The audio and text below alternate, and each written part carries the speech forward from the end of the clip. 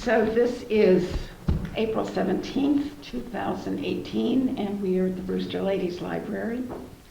And we're going to talk today with Jackson Crocker, who is a long-time resident of Brewster.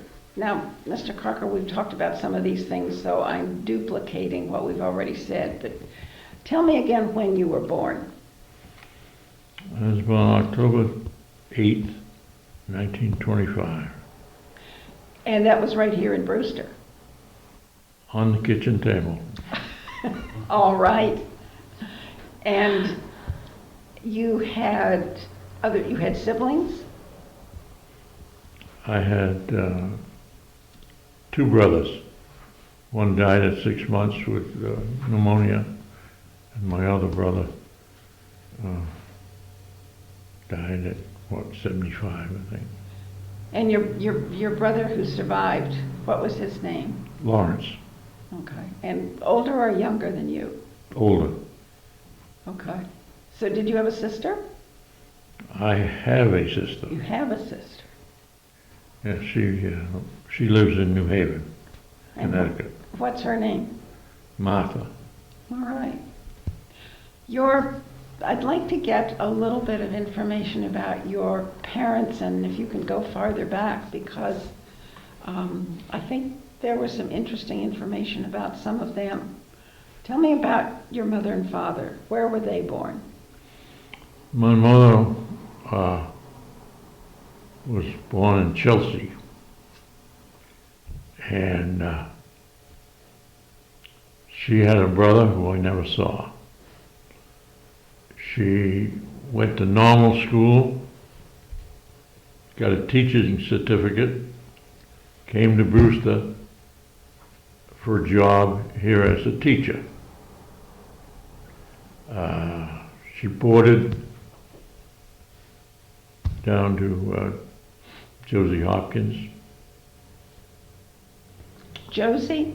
Yeah, Josephine. Oh, okay, good. You know where she lives? No. Oh, boy, you give me... well, you gotta go down through the center of town. I don't know, it's some kind of, there's a sign out there now that says if you got epilepsy or something. Oh, the Alzheimer's? Is that it? Yeah. I guess so. Support. We all are old timers. Yeah, she boarded there. I met my father, and I guess they fell in love, and she married him. What was her name? Pauline. And her last name? Maiden name? Yeah. Tarbox. Tarbox. Tarbox. All right. I think it's interesting. We've been talking to people, and many times local boys marry girls from away. Yeah, well, there's nothing here for any young person. They all go away anyway. Yeah. And a lot of times it's a big summer resort, and you meet a girl, summer girl, or what you would call a summer girl, and get married. So did your mother teach after she was married? I don't know that. Did she after the children were there? I don't think so. No. No. You know where the school was? Where the town hall is now? No. No. Up, just this side of Swamp Road. Oh, really? That big old building, that was Yes. a school. That's I don't some know. engineering outfit or something. I think It's in there you're now. right. Is that what's there now? I still think of it as the plastics factory. It was a plastic factory. So that's For a long where she time. taught, huh? Yep. Okay. So that was back in the teens when she was teaching there. I would say so. My father worked in Boston for a wholesale grocer. Your father did? My father did. Okay. And my grandfather had a store in Brewster, up on the corner of Briar Lane. That's what we were talking about. It was sort of on that little point of land where Stony Brook and 6A come Yeah, together. absolutely, yeah. Yeah. Was there, the building was there for years and years and years. Yeah, and my grandfather had a heart attack and died, and my father came home to take care of his mother. And he worked for Knowles down here, which Yeah. is now, they call it Brewster store.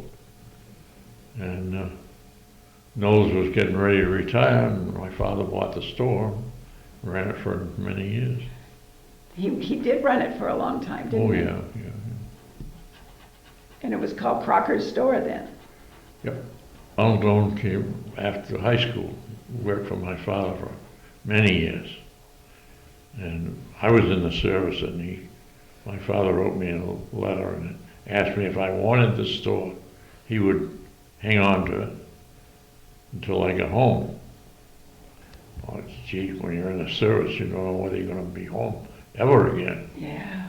So I said, no, I had enough working there in the summer. So Donald bought it and ran it until he died. Tell me what the store was like when your father was running it. Oh, Lord, that was it. Anything you wanted, you had it. It was a real general store then. Oh, yeah. Hardware, paint, everything. Had the post office. My father was a postmaster. Had the post office in the back. Post office was in the back. It wasn't in the little building next door. No, that was an ice cream parlor. Oh, yes. Somebody had an ice cream parlor. Yeah. He sold it to Oscar Abbott down there, and he made a cottage out of it. Still there, I think. We delivered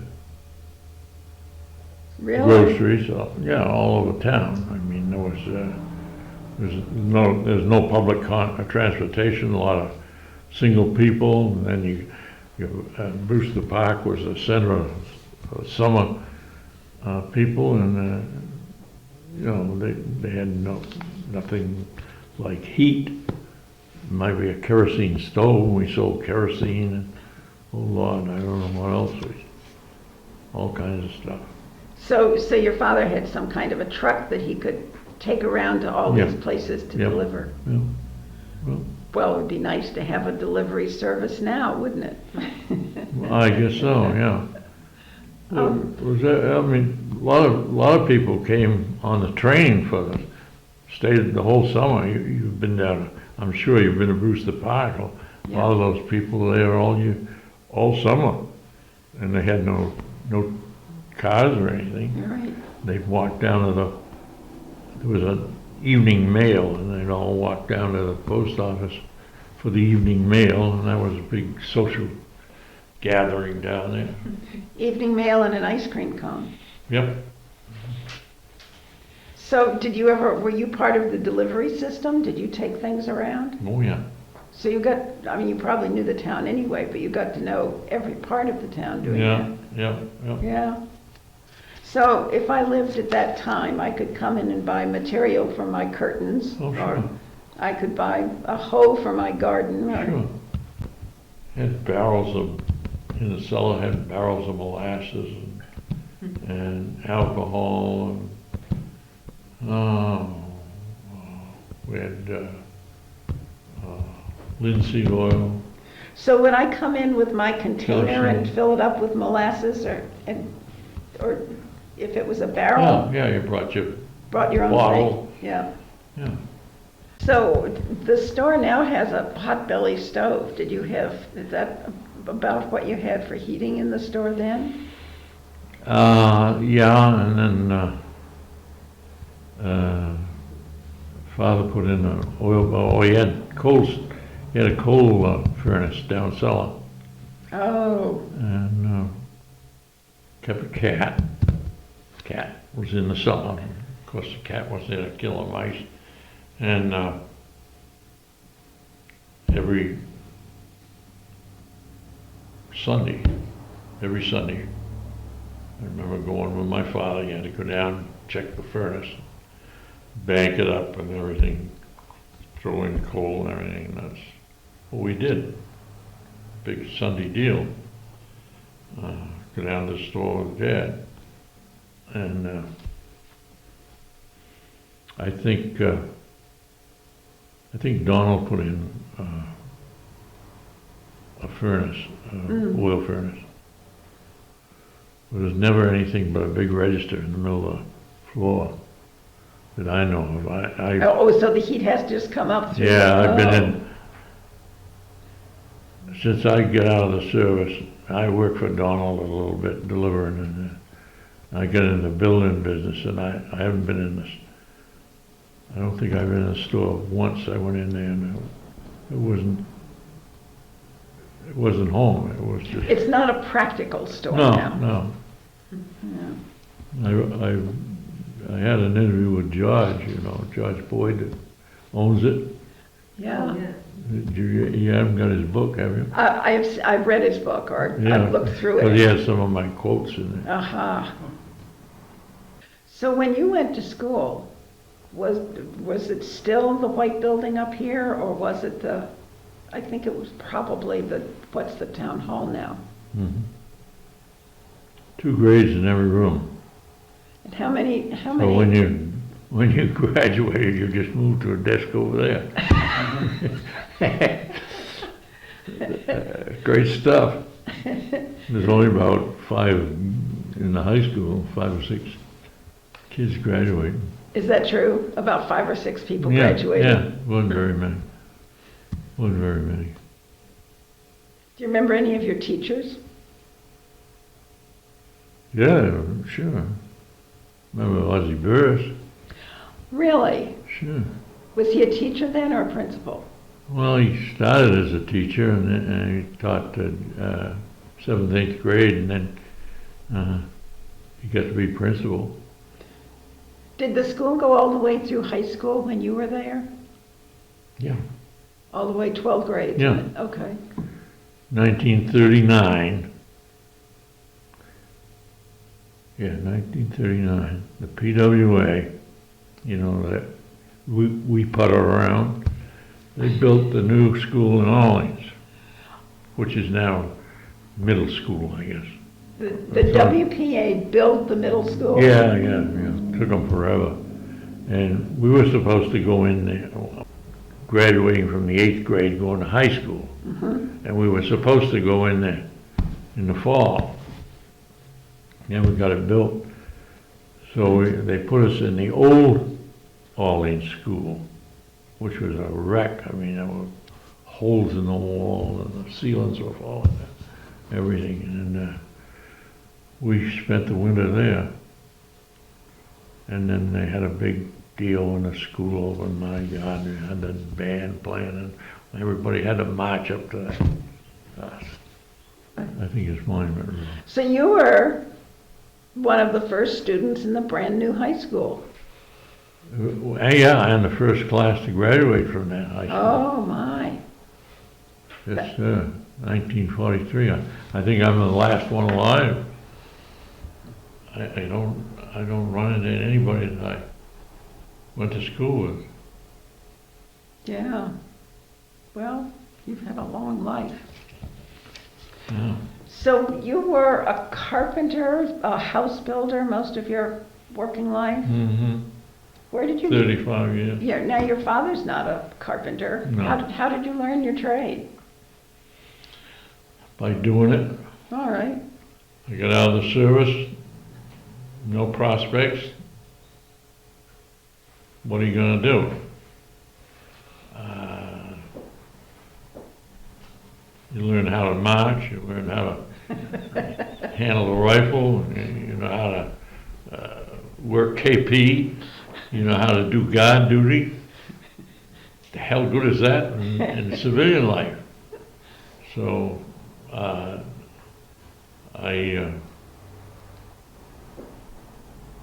fiddled around here for a while and took odd jobs, and then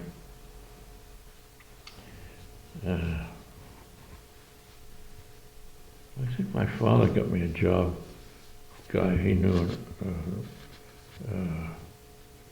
You know where the Sunoco station is in Orleans? Yes. Okay, next to that, going into town, there was a nursery. Rogers Nursery. Oh, all right, yeah. And Rogers was a builder. My father got me a job with him. We were building a house down on Briar Lane. Guys that worked there were fathers of fellows I went to school with. Oh. And a lot of them took me in hand and said, you know, do this way, do this and that, which was very nice for me.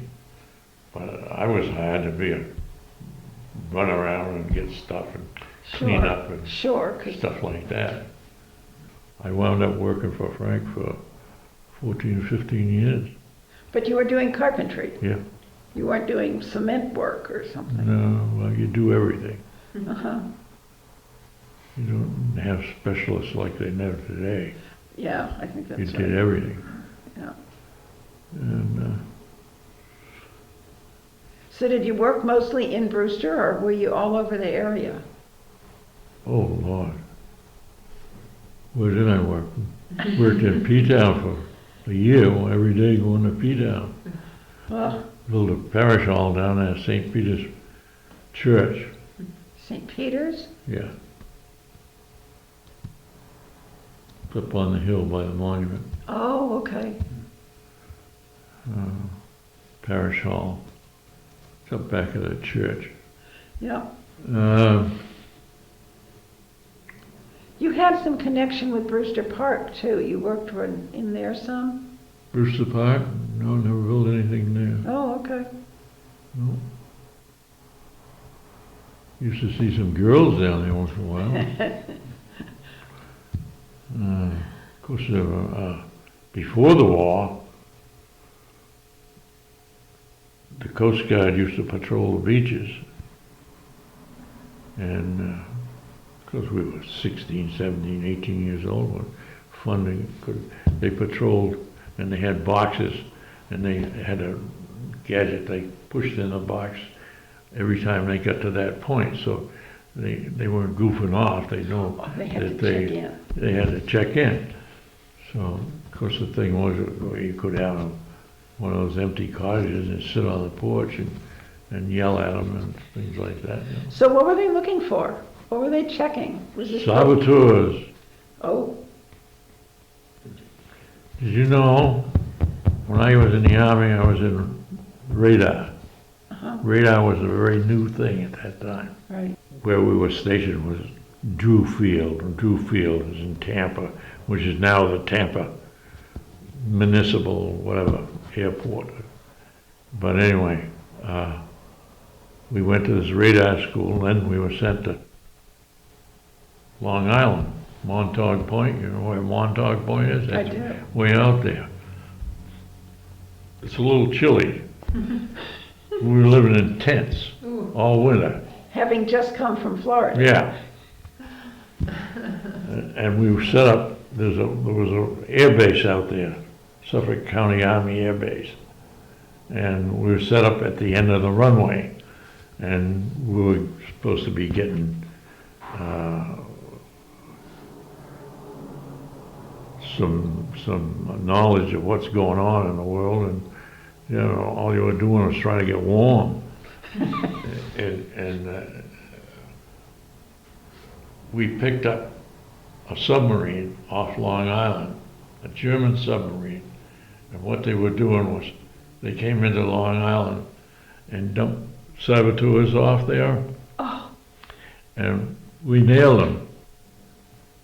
We were just fooling around, you know, and somebody said, oh, gee, look at that. And we thought we should have got a battle staff or a battle Long Island. Never did get one. So, you know, we did a lot of stuff like that, and then started to get warm, and where'd they send us? California. It's a nice place to go. So were you ever actually in action, or were you? I was went overseas from California. We went to we went to Calcutta Hmm. by way of Australia. And there was so much Japanese submarines in the Pacific that we went down the coast of South America to Peru and then overseas. My goodness. Yeah, and we stopped in Australia or something, I don't know. And of course, guys like Henry Kaiser, when they build a ship in 90 days or something, and the damn things leaked. They were cheap things. That's what we went overseas for. And you got all your personal equipment in a barracks bag, and you could not have it in where you were sleeping, which was in the hole. They just had cots and hole, and you were probably 4 high, on top of the other. So if you were on the bottom 3, you get into bed. You get in bed with all your clothes on. You take shoes off. Put shoes down there. The guy up there gets seasick. Oh. What happens to your shoes? Ah, geez, it was miserable.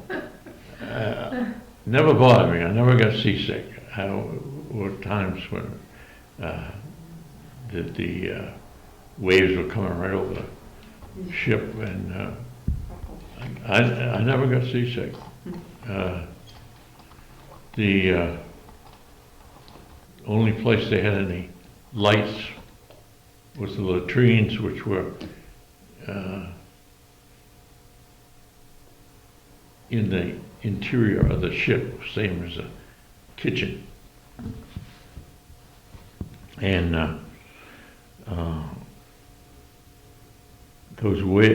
and your bags were in the hole. Of course, the bags all got wet. They were all covered with moss and crap, and it was, oh, geez, miserable.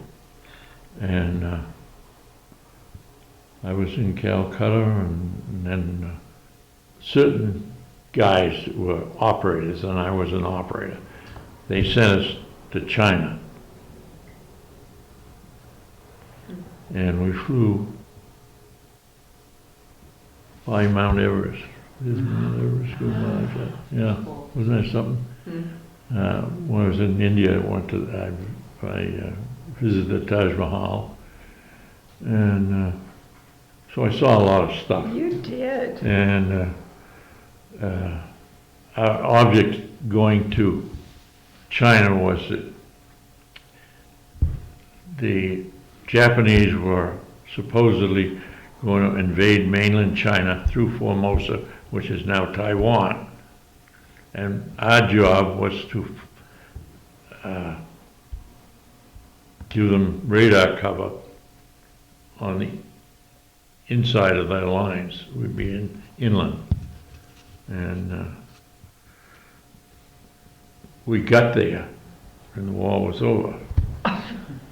So we were up there about a month. I don't know, it was about 130 degrees. It was so miserable. And the Japanese had left, and they bombed, destroyed everything. Wow, it was terrible. And we just were in tents there. It was nothing. And then we came back. They flew us back to Calcutta, and there was no much to do. At that point, you had to have so many points. You probably know that. You have to have so many points to get discharged. I didn't have enough points. So they broke up my outfit that I was in, and I was sent to Calcutta. Karachi, not Calcutta. I was in Calcutta. Karachi. And they put me in an office, and we were typing up lists for the ships taking guys out of Bombay, bringing them home. And there were a whole lot of troops all up in northern India, and they were all filtering them back this way. And we were doing that for I don't know how long.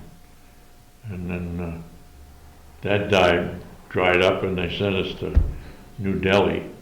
So you kept traveling the world even after Yeah, that. I guess.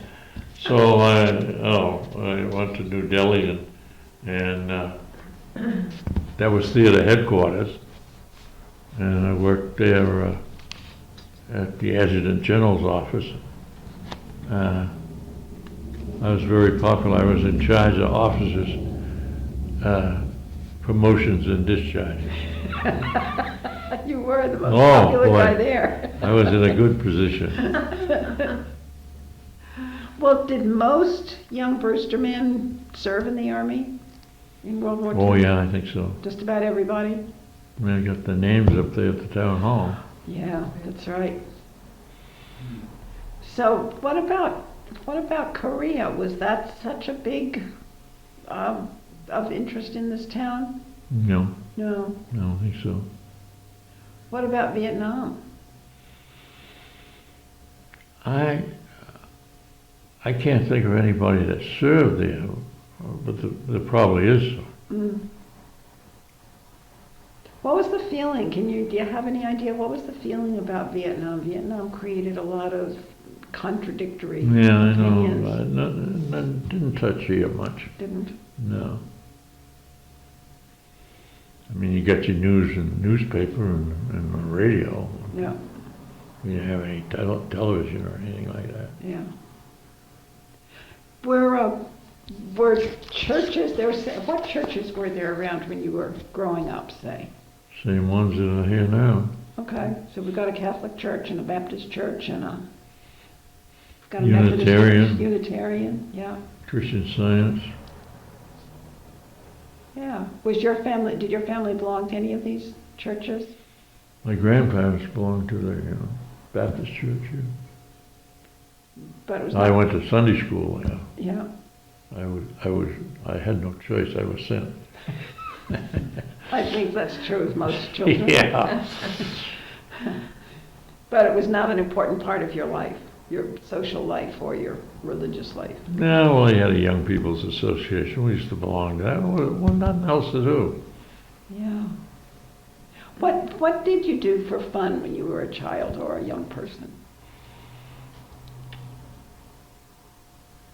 Geez, I don't know. We had card games Yeah? at the town hall every week. Really? Yeah, we used to go down there and whist parties, They don't even play whist anymore. And we go down there and there's a lot of old people there, and they sit you down at a table full of people playing whist, and the greatest thing was to trump their aces, Oh, geez, it was some fun. Well, was that a place to meet other young people or were you there? No, it was just a waste of time. That's all. Well, in the summer, we all go to the beach and go swimming in ponds, and I suppose you did that as a child or as a young person. Yeah, my mother used to take us down to Breakwater Beach, Uh-huh. and Father would take us down, drop us, and we'd down there, and she had packed a lunch, and we'd stay there, and then we'd walk back up to the store and come home with him. So where did your family live when you were growing up? My family? Yeah. What was that lady's name that was here? Oh, Daryl, yeah. At That was her- that was my grandparents. Yeah. My father rented the house across on the other corner, Great Fields Road, and Oh, Stony Brook really? Road. Yeah, that was a two-family rental. That was a two-family house then. Yeah, Huh. and that's where I was born, in that house. Yeah. We moved down to Briar Lane, lived down in that house for a number of years, Okay. and My father built the house on 6A in 1939. And then you moved into that house? Mm-hmm. Which house is Had that? a central heat, man. Oh, man. Bathroom. Wow. We brought up an outhouse. They never had. Yeah. Bathroom was not. Mother had a tub you put in the kitchen on Saturday night, and that's where you took your bath. You had to heat the water on the stove and throw it in there. So the new house had a whole bathroom. Yeah, central heat. Oh, I'll tell you. That was living. Where was that house? Is that one, that's still there? I suppose. Yeah. Yeah, there are a lot of inns in town now. Were there places like that for tourists or visitors Oh, yeah. to stay? Yeah. Oh, yeah. Yeah. So you said people would come to Yeah, Brewster like- Park on the train. Yeah, Constantine House was booming then. Oh, yeah. You know, and a lot of salesmen would come to see my father, and that's where they stayed. Oh, that was convenient. Yeah. Well, they could get their meals there, and Yeah. it was nice. They'd come once a week or something. And Tell me about Brewster in the winter. What would you kids do? well, I was told Brewster in the winter was cemetery with lights. I like that. Yeah, I don't know. That's good. That's what I was told. So were there places to sled, to ice skate, to just get together? Yeah, I live next to Brewers, or Van Brewer. In the back of his house is a hollow. Yes, there And in is. that hollow, there's a cranberry bog, previous owner. Brewer Senior was with some international fertilizer company, lived in 1 Broadway or something in New York. He used to come up in the summer. He never used the cranberry bog. He would flood it. And it was maybe that deep. And every kid in Brewster used to come there Oh, skating. And he said, the reason I do that was because when I was a young man, I saw somebody drown and there was nothing I could do about it. And he said, I don't want kids down there. So it was only about that deep. so you didn't skate on the ponds so No, much? You had that? no. Well, you go through this ice up there, oh, geez, you only get your knees up, Right. and the kids slid down there. Why, I had every kid in town. I used to go to the dump and get sleds and fix them up, and kids would come in all hours of the night and day and come to my house, and I had a box of skates that I picked up here and there, and kids would come and kids growing up, oh, I can't wear my skates anymore. I said, go out there in the box and get yourself a pair of skates that you can wear. And that's what they did. Oh, that's wonderful. That's a very good story. That's what a lot of them did. Once in a while, a kid will come up to me and say, I remember when we used to do that. I said, yeah, we did. What about the roads in winter? Well, stay home. Oh, okay. It's not very good. Were there snow plows?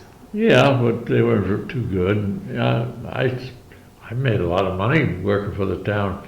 All you needed was a shovel, a pair of boots, and a shovel. And there was a road that had drifts. Uh-huh. They have a whole gang of us. They drive us up in the truck, and we shovel the way through. So this is manpower, not Yeah. horsepower. Yeah.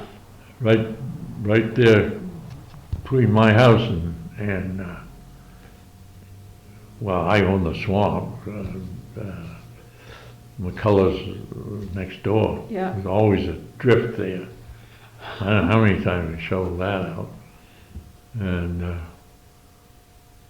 So So the crowd would Well, you just, couldn't go to school because the road, the bus couldn't get around the yeah. roads to pick you up. So let me go back to that. Was there a bus that took you to school? Yeah, Not to elementary school.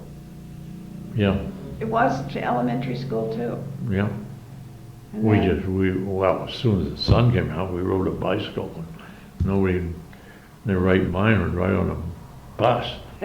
The bus had a bench down the middle, and benches on the side, no seats. You sat there and you get some kids running his nose and, oh. So did you ride your bike all the way to Orleans to high school? No, Dave. Just to school here? Just down here. Yeah. So did you go to 3 different schools? Did you start out at the one opposite the pond and then go to the one that's now the town hall and then go to Orleans to the high school? No, No, I got that wrong. I started where the town hall is Okay, now. okay. I don't, they had no preschool thing. Okay. Uh, They have little league games now, and they have, other kinds of organized sports. Was there Mhm. anything that was organized like that? No. We did a lot of fishing. Yep. Great thing was the heron run, when the heron run. Yeah? And, Now, did people actually take the herring? You didn't Oh, just, sure. you didn't eat them just like that. You did something else with oh, them. no, you eat the roe. Yes. Did you pickle them? Did you smoke them? I did not. Okay. I like pickled herring. As a matter of fact, my sister-in-law, my brother's wife, she said she did this interview a year or so ago. Mhm. She had us all up there for Christmas or New Year's or something. And next day she comes to my house and she's got this jug of pickled herring. She'd made pickled herring, and she said, "Nobody, you're the only one that ate them." Nice. Yeah, so my So my that- boy lives in Arizona and he was with me and he came east and he said, "You gonna eat that stuff?" "Yeah." I said, "Don't you want some?" "No." Well, I would have helped you. I like it. I like it. Yeah. There wasn't much doing. Were there? Movies in Orleans. Yeah. And I went, well, of course, I went to high school in Orleans. Had how many times I walked home from school? Did you? Yeah. Well, now you can't get a kid to walk between the telephone poles. We used to walk at 7, 8 miles. Yeah. Well, that would have been 8 miles or more. Yeah. Yeah. And down in Orleans, there was down in Nauset Beach, there was a farm there, Mayo's Duck Farm. You probably heard about Mayo's Duck Farm. And a lot of men worked there, lived up here, and we knew when they were coming home from work. Oh, so you'd be right there Oh, waiting. they knew us, they knew us, knew the families and so on, and they'd pick us up. Well, there were a lot of businesses around town, but I'm not quite sure what there was then. There were restaurants, there was gas station, there were stores. Brewster Garage. Yeah. And was that where the mobile station is? It was Tidal. Tidal. And where was that? Brewster Garage. Corner 137. Yeah. Is that the one on 137? And who ran that? Victory Pants. Miss Victory Pants. Miss Victory Pants. Sure. Do you remember that? First woman they ever saw in town wore pants. Oh. They called her Miss Victory Pants. It was the Tidal station. Yeah, well, her uncle owned it, and he died, and she and her sister came down there, used to run it. Well, Agatha. She was if you drove up there for gas, she would tell you a story. Doesn't make any difference what it was. She told a story, and she had a box she stood on and wiped the windshield. Keep right on talking, blah, blah, blah, blah, blah. You paid for your gas and left, and the next person comes in, never took a breath.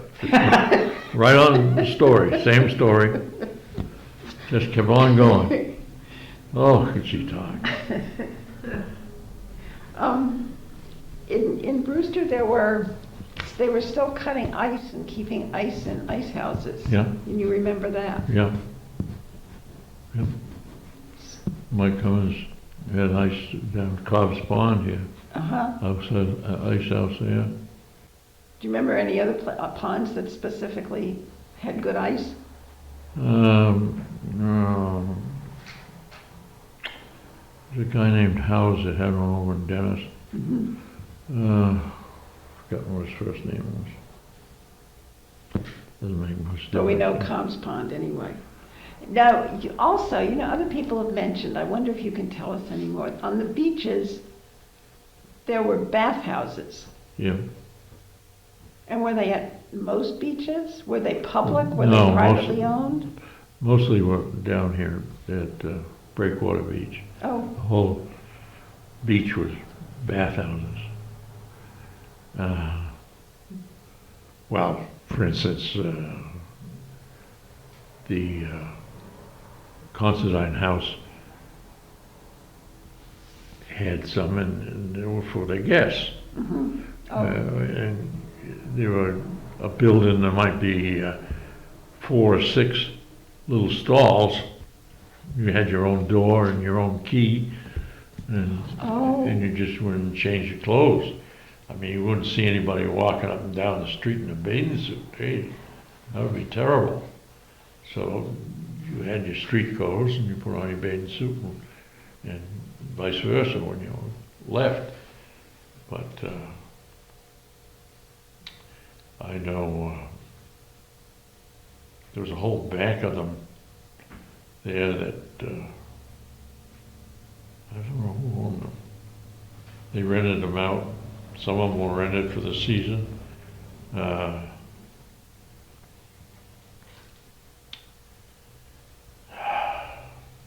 So if I Charlie Crosby had a thing, the whole front opened up, and they had a tent roof, and they had parties there. I can remember meals there. It was a social thing. Yeah. So if I just wanted to come and go to the beach, I can't walk around in my bathing suit, but I haven't rented a bathhouse. I don't know. I don't know, I'm just in trouble, I guess. I don't know. You put on your bathing suit, you went in the water, and you came back. That was about it. Some people laid around, but not too many. You didn't see sunbathers or anything like that. Oh, you didn't? No. Oh, No. okay. So when you were an adult, when you were grown up and you were working, did you ever go to the beach on weekends? Was that something to do? Listen, where I live now on Foster Road, there's an organization called the Sea Pines Neighborhood Association, which I belong to. Now, we pay dues every year. Takes care of insurance, and because it's a private beach. In the last 2 years, I've been to the beach once. That's how much I go to the beach. It's great for my kids and grandkids and great-grandchildren. They come and stay with me, and they spend the day on the beach. There were some people in the town you probably knew, and I just know names. Did you know the Alexanders, Harry Alexander and Jesse? I did. He was herring warden for some time. Yeah. Yeah, he was Harry Martin. He kept his bottle up there in the stone wall, and my kid and some other kids found the bottle and they dumped it out and filled it with water from the creek.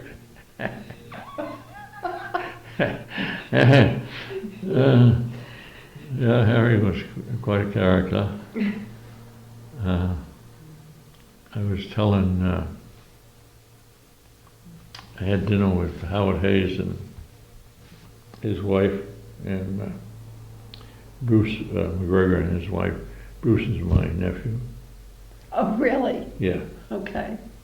And they were talking about Harry.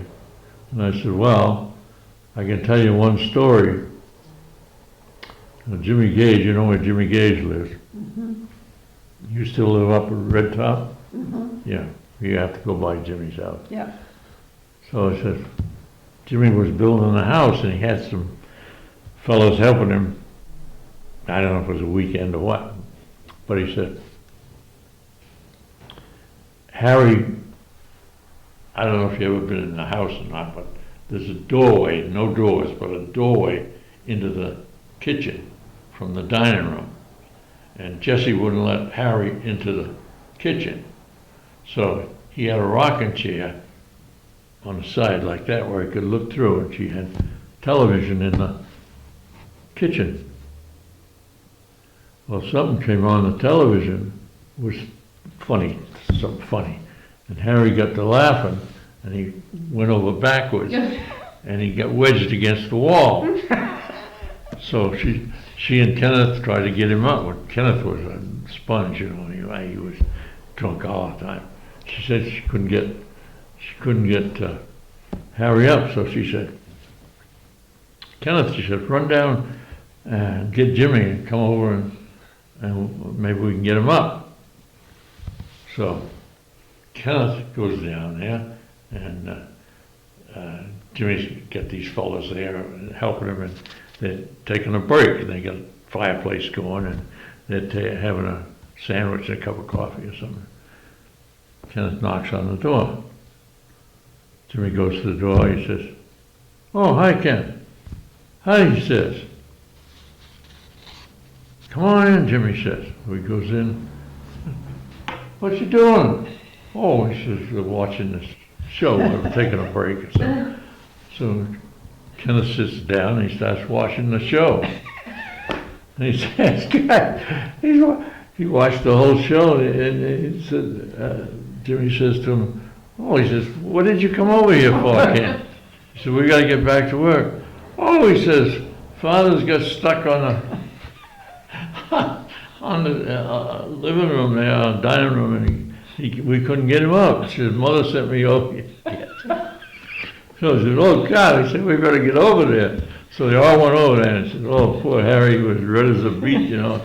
He was stuck there in that chair. Oh my gosh.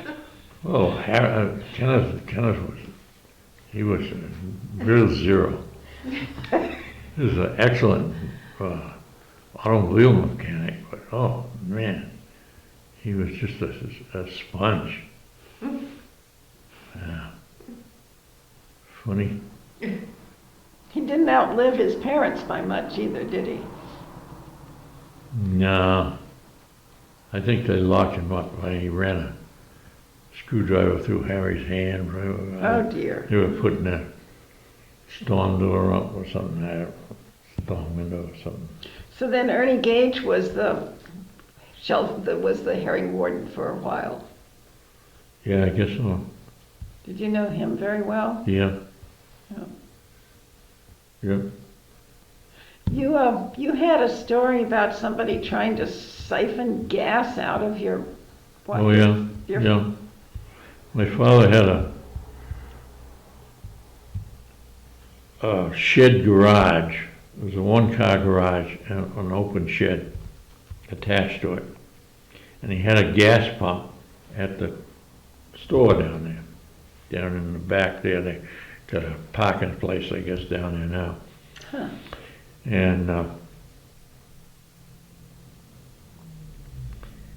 he had this truck, which was a open truck or like a pickup with a roof on it, and he kept it in that garage. And these two guys, Ivy Chipman and Leslie Chase, I don't know whether they've been drinking or what they were doing, but they were coming up from Orleans. This is a story. And they ran out of gas. Got no money. What are we going to do? We got to get home. Says, well, Crocker's got a truck down there, so let's go break in there and probably some gas in the truck. So that's what they did. Got in, I don't know, those days there wasn't much of a lock anywhere. And they got in and they pulled the plug out of the gas tank, and they got a can, they're putting gas into it. And one says to the other one,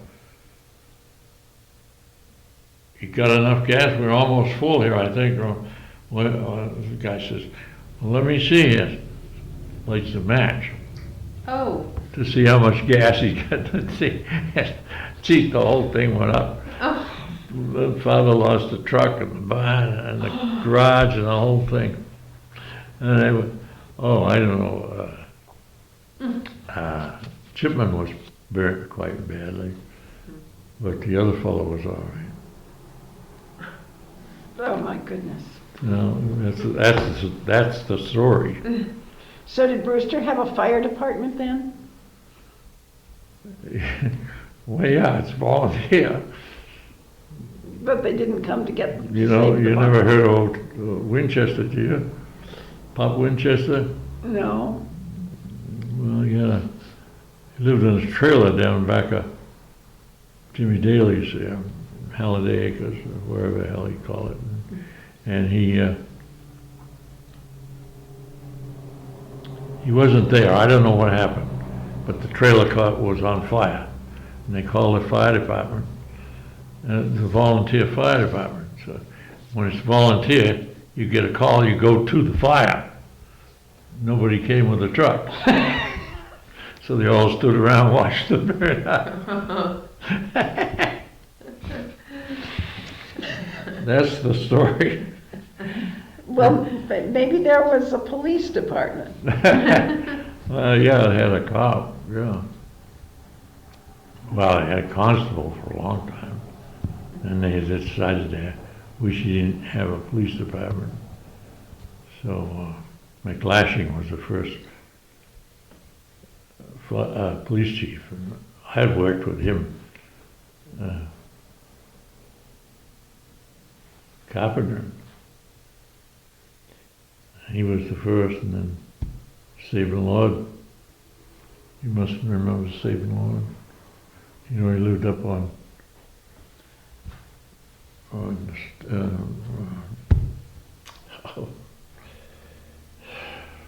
can't think of the name of the road.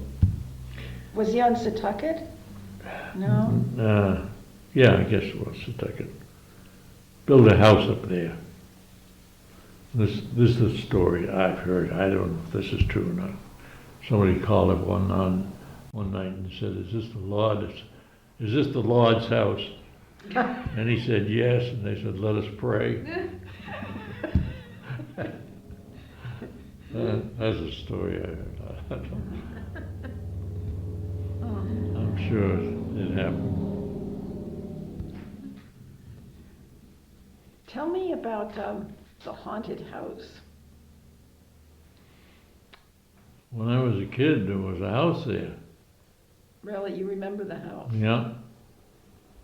It was pretty falling down now. I mean, the windows were gone, the doors were gone. Tell us where it was. Well, it was up above the mill there. I don't know, maybe the foundation's still there. Foundation's there. Is it? I remember going in it. Oh, you went in it? Oh, yeah. Oh, boys will do anything, won't they? Yeah. I heard there were ghosts in it. People saw a Oh, ghost yeah, in the yeah, upstairs yeah, window. that's the story, yeah. You never saw one? No.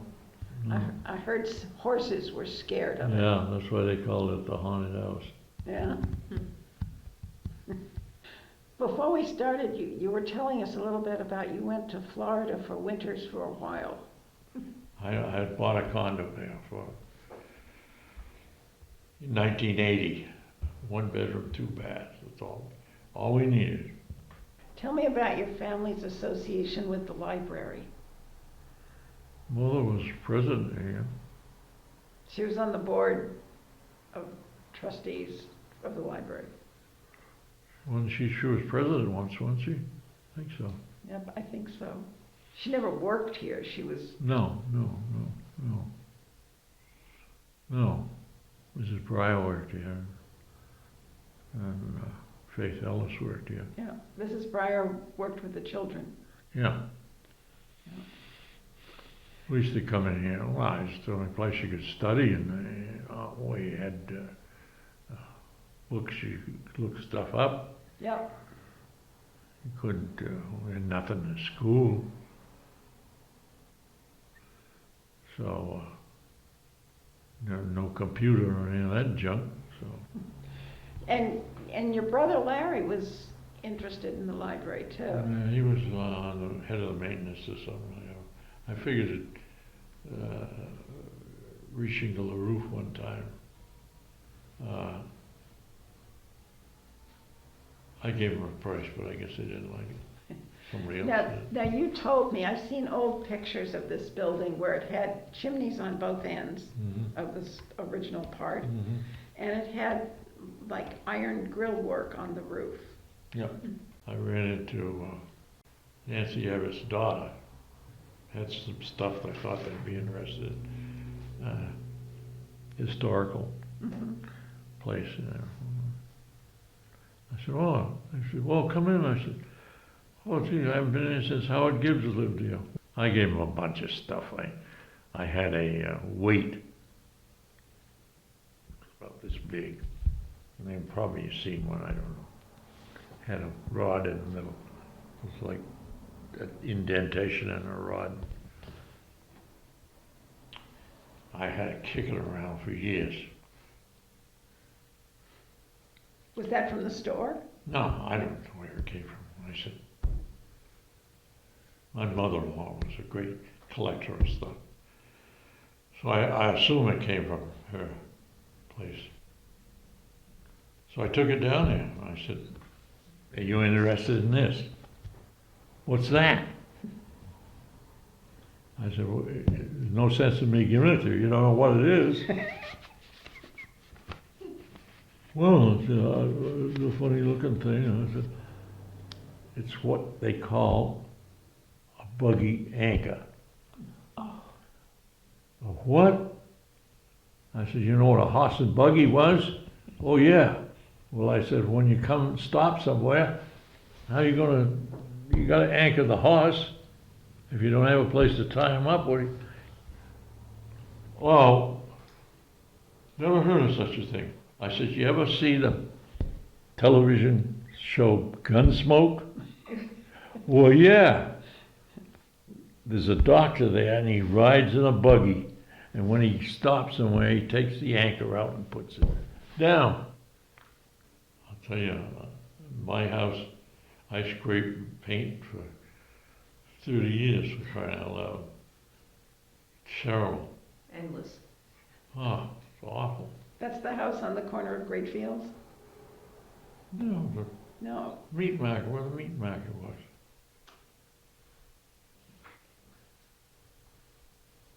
You know McCullough's house, Yes. next one. Oh, yes, I know that. I know that was your house. Yeah, 40 I years. never knew I lived there- there 40 years. Yes. I never knew there was a meat market there. Oh, sure, I used to go there for my mother. Where? Meat market, Culler's Meat Market. I had the sign. It's They call provisions. I left it when I sold the house.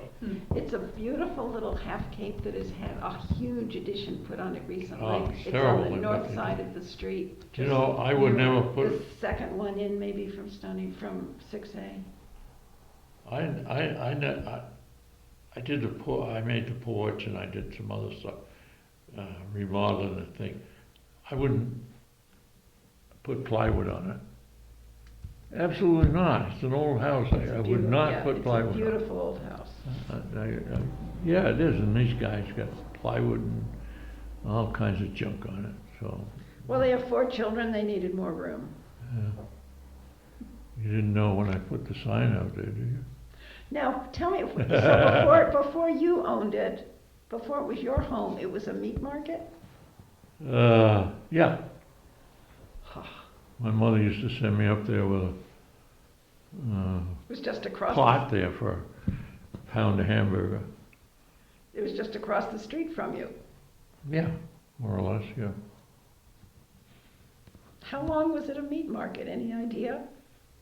Oh, quite a while. Yeah. Quite a while. Collars lived there. Who lived there? Collar. Collins? Collar. Collar. C-O-L-L-E-R? Begins with a K. K-A-U-L-A-R, I think it is. Huh. Alfred.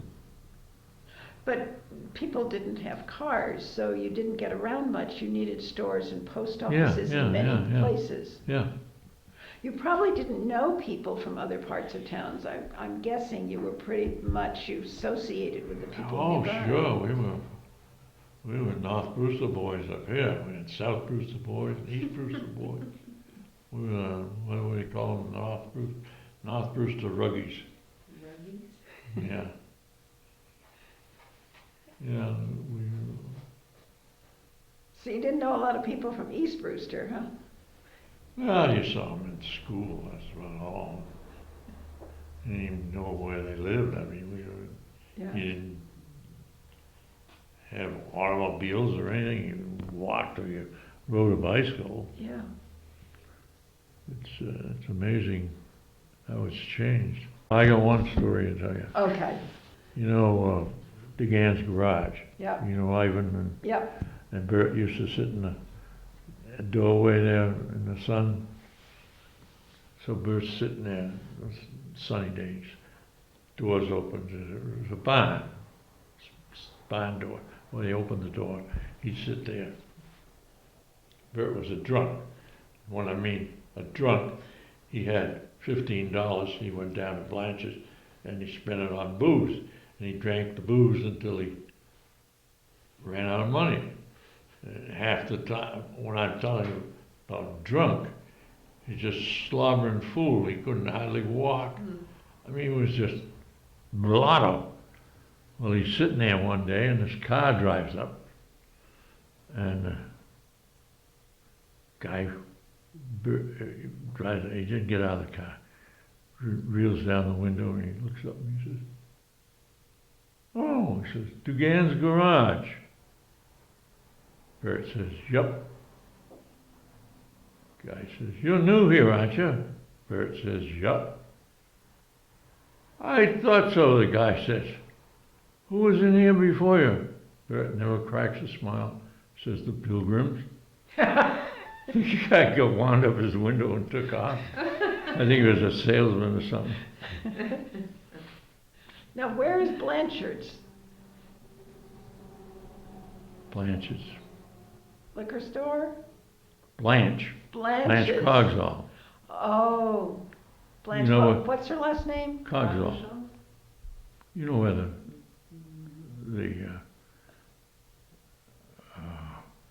Brewster Dennis line is on Route 6A. That's what I was wondering. Stony Brook Road comes out down Yeah, there. it's that little tiny building. Yeah, built into Yep. the ground there. Yep. My father's aunt worked at the Perkins Institute for the Blind, Oh, yes. and she had a house up here Right. where she lived in the summer, and she had Helen Keller and Annie Sullivan there, and that's when You know, they took the picture. I've heard two different stories about the house where that was. Where is that house? Well, if you know where Swamp Road is, Yep.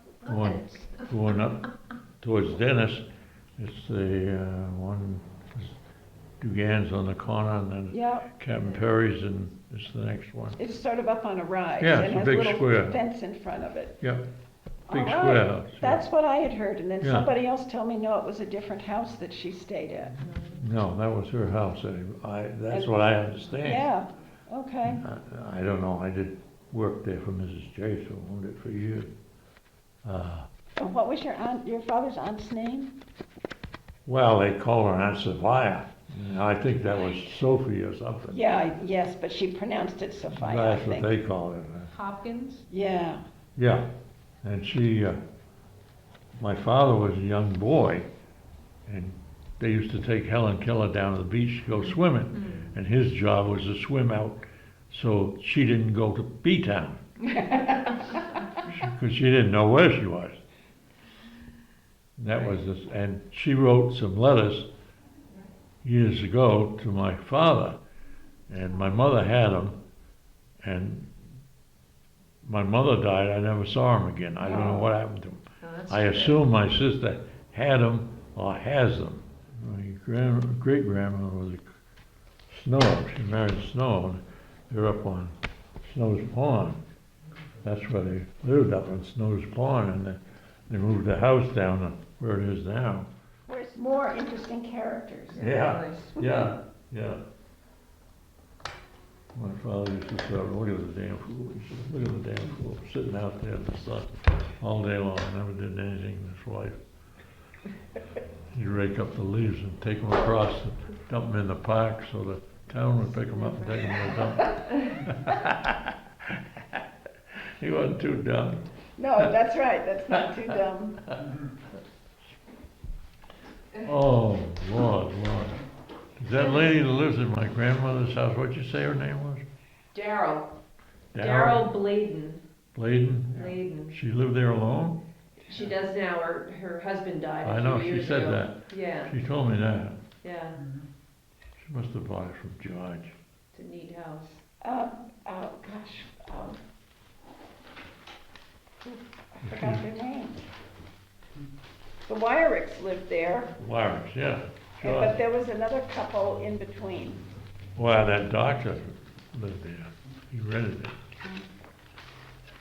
It didn't have a... Herwig, Dr. Oh, Herwig. did he live in there? Yeah, Oh. he rented it. It didn't have a lot of heat in it at that time. No, I don't know how you heated it with your grandfather's parents. I guess they had she had stoves or something. stoves. She had a stove in the dining room. That's where they sat in the dining room all the time. Must have been cold upstairs. Yeah, she's deaf. Oh, Lord, she couldn't hear anything. My grandmother. My father bought every hearing aid you could find. He had a thing that looked like a trumpet, you know. Yes. You stick it over here. And then we go up every night and see Grandma. He had to talk loud so she could hear him. And he'd be talking to her and she'd say, don't have to talk to me, she said. I can hear you.